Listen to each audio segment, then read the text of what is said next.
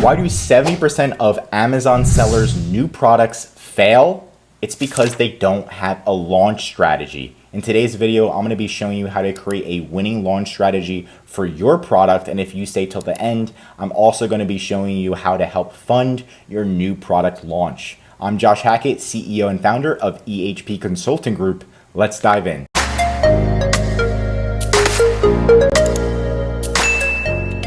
All right, so I've already done thousands of product launches for our clients and also trained our team how to do this. So this is a great product launch strategy you can get started with right away.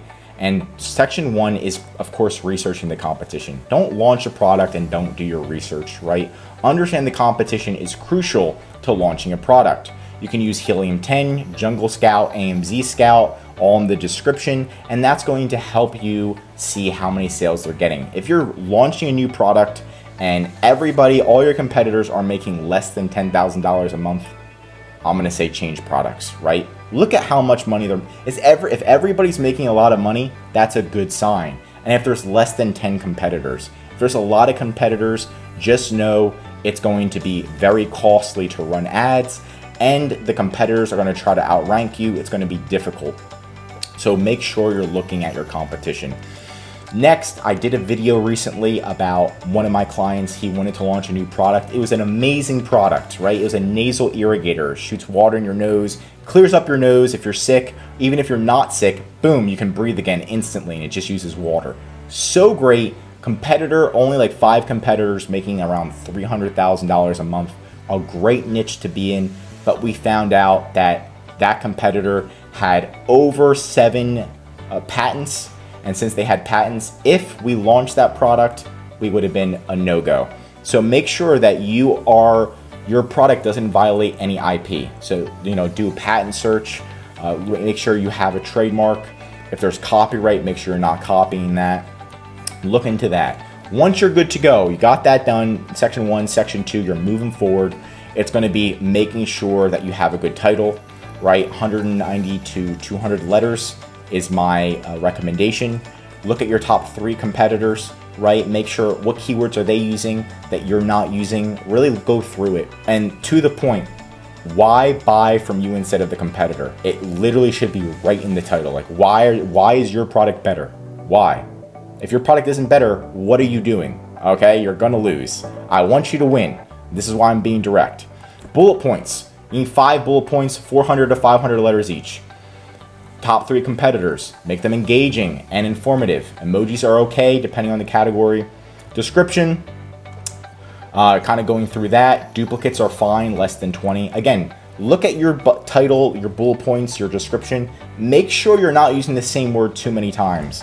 Like if you're saying best HD audio. Let's say you're selling an audio device, HD audio. You have HD audio in your title, in your description, in your bullet point, that's fine. But if you see it 20 times in your listing, HD audio, and you keep naming it over and over and over again, stop. You want to have different keywords. You want to mix it up. You don't want to have the same keyword over and over again 20 times, right? So just keep in mind, a couple duplicates are fine. Back-end search terms, making sure you're putting back-end search terms. No duplicates at all in the back-end search terms. So you shouldn't have any back-end search terms should be completely unique. They shouldn't have anything to do with your title. They shouldn't be in your title bullet points or that. Where to find top keywords. You got Jungle Scout, you've got Helium 10. Those are 2 great tools. And of course, you can just manually look at your top 3 competitors. We actually changed this from top 3 to top 10 competitors. So we're looking at all the competitors because sometimes the new competitors they jump up and they're on the first page, and it's because they have new keywords that are really good. Like this one competitor, it's not Valentine's Day, but they put Valentine's Day in their title and it helps spike their sales. So you really want to look at all of your competitors, the ones that of course are making more money than you. You don't want to look at competitors that aren't making more money than you because they're doing something wrong. Next is going to be your pricing. Before we go to pricing, make sure you read everything yourself. All your SEO. Just double check it, read it, have a friend read it, right? And just be like, hey, is there anything messed up here? That's gonna save your butt and make sure it doesn't sound terrible. Next is your pricing. So week 1, this is a great pricing strategy to have when you first initially launch. Some clients, they're like, I'm going to launch at a super high price. Look, this is Amazon. People are trying to get a deal. This isn't like Lamborghini. Launch at a lower price. Get yourself to the first page and you're ranking on the first page, then slowly increase your price and stay there. That's the goal. It's a long-term goal. It's not a short-term goal. You're not looking to make a quick buck and then dip out. If you are, then it's a different game. But this is for the long-term game, right? Week 1, you want to have 50% below your target price, and then you slowly increase it. Sometimes it's actually slower than this. Sometimes it's faster than this. It depends how your launch goes, right? If you launch and you're selling so quick and you're about to run out of inventory, you need to increase your price faster. But if you launch and your sales are starting to trickle in, they're not super consistent, you need to keep that price for a little bit, that lower price, and then slowly increase it, right? Try to make sure you're at least at, break even or a little bit above break even, and then slowly go up from there. Initially, the first 3 to 4 months are always the hardest on Amazon. Main image, most important. It needs to stand out. It shouldn't just be on a white background, right? I know Amazon's policy, it has to be on a white background, but add a splash in the back, right? One of our customers, they sell supplements, and in the supplements, it has sunflowers, it has all these different, so we put flowers in front of the bottle. We put extra things to make it stand out on the back end, behind the listing. It shows extra. So make sure yours needs to stand out from the competitors. You want to make sure people want to click on this item. Make sure it's HD. The rest of the images should be lifestyle images, so it should have humans in it if possible, and they're smiling, especially females, and they're like, oh, I love this product, and then application images to explain about the product or a mix of both. Look at your top competitors, again, all top 10 competitors, and find who has the best images, and then kind of mimic them and then make yours better than theirs, right? If you look at the top 10, you'll have a lot of different references on what's the best and what's not the best. For the main image, a lot of people aren't very good at that, so that's just practice makes perfect, and look at all different categories. Extras, make sure you have A+ content, brand story, make sure you have a video of your listing, even if it's just a video of your product and it's like just going at 360, just so people can see it's real. They can see what it looks like, they can see the size of it. And then Amazon Vine is to gain reviews. A lot of people don't like doing this, but this helps you gain reviews in the beginning, and I highly recommend it. Helps you gain your first around 20 to 30 reviews on Amazon. Advertising, usually the minimum you want to start with is $1,000 a month, right? $1,000 to $3,000 a month. If you have a bigger budget, you can do higher than that, but that's usually a good place to start. If you want to start with something lower than $1,000 a month, your launch may not be that good. So make sure you kind of have a solid budget. And if you don't know where to start, you can start with auto campaigns, right? But if you have an expert, they're going to usually start with some auto, some manual campaigns, and they might have other client data on what to do. You can also use Helium 10 Jungle Scout to see what your competitors are ranking for via Amazon ads. Section 8 is going to be the initial inventory. Plan to send around 100 to 500 units initially, right? Scaling based on performance. Make sure you have a good connection with your manufacturer and say, hey, look, right when I'm about to run out of stock, I need you to be on top of this so I can place a reorder, right? You don't want to run out of stock. Right when you run out of stock, especially initially, you're going to lose all that momentum. I see this happening all the time with our clients, where what happens is we say, hey, we looked at the analysis, send in 100 units, they send in 20 units, and they sell out in 2 days. Once they get back in stock, they have to start all the way from the beginning. So it's like they get 1 sale a day, 2 sale a day, 2 sale a day, then all of a sudden they're getting 8 sales per day. And then now when they restock, all the competitors take them, they lost the honeymoon phase, and now they're only back to 2 sales per day. And they're like, what happened? You ran out of stock. Have backup stock ready to go. It's okay if you run out of stock, just get back in stock as quickly as possible. And then constantly optimize. This is going to be super important.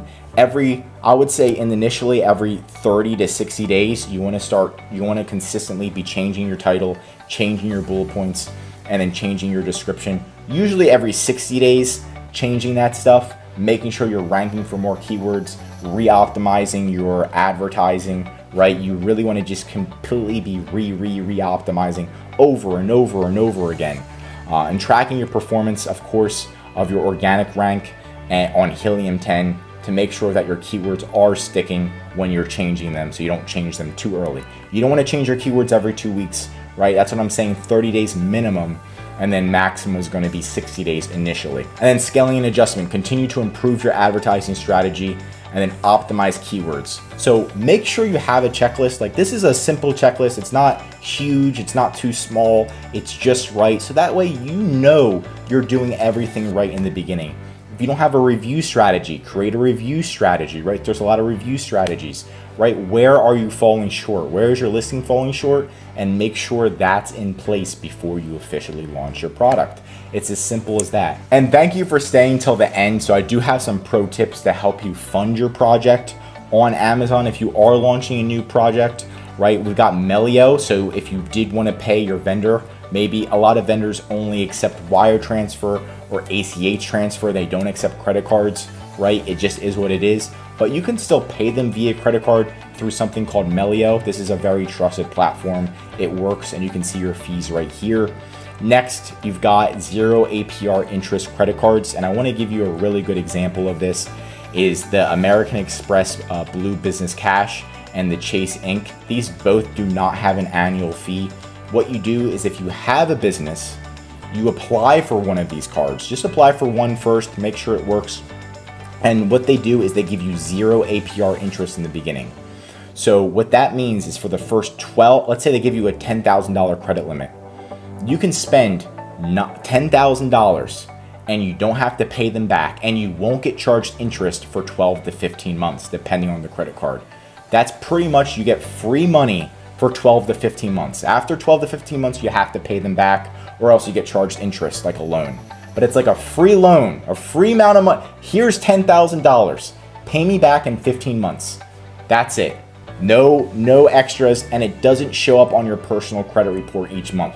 The initial pool to get your credit card shows up.